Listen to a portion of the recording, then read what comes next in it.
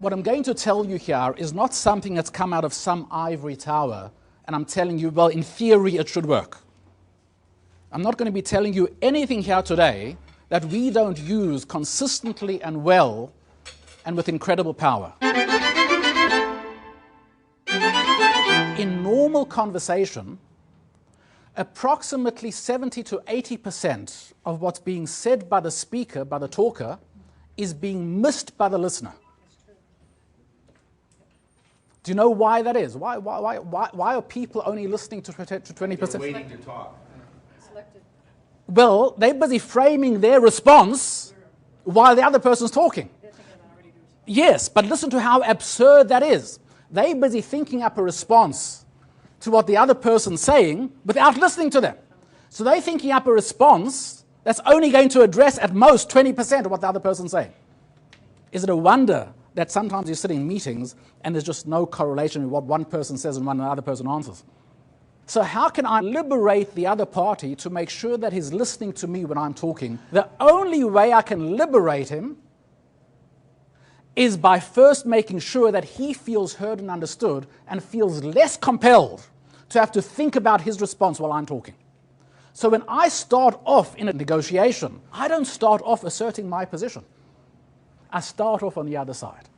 And I say, what are some of your initial thoughts on this? Make sure they're feeling adequately heard and understood.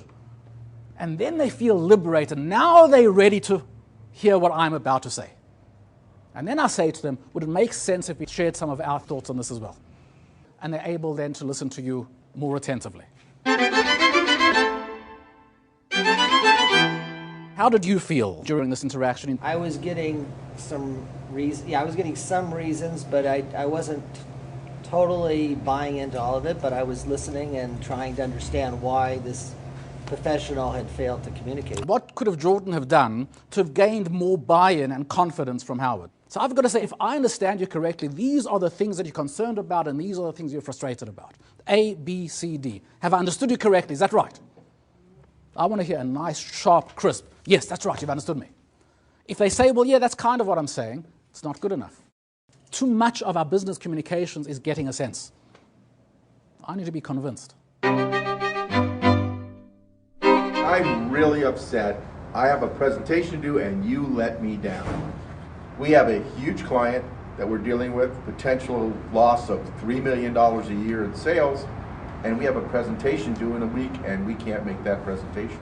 He came in quite angry, and as I'm doing active listening and demonstrating understanding, his emotions are calming down a little bit.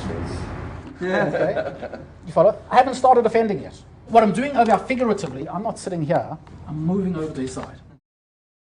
You know what? I look at the emails as not the important part. We got to solve. But for him it is. For him it is. If he said it, it's important for him. Well, and if that's something important for him that's not being addressed, you are going nowhere with this discussion. Paradoxically, you are far more in control of a conversation when you're doing active listening and asking questions than when you are asserting your demands.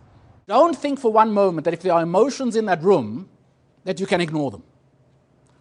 Productive, substantive discussions are going nowhere until the emotions are dealt with. The common denominator of all your responses were telling them what you think they ought to be doing, giving them advice. Now, what happens when somebody says something and we immediately jump in and say, well, this is what I think you ought to do? What does that do to dialogue? Changes it. It doesn't change it. It ends it. It finishes it.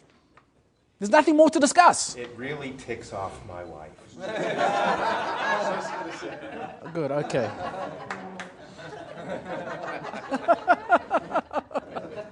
Anytime that you are in a business interaction with somebody else, you don't want to do anything which shuts dialogue off.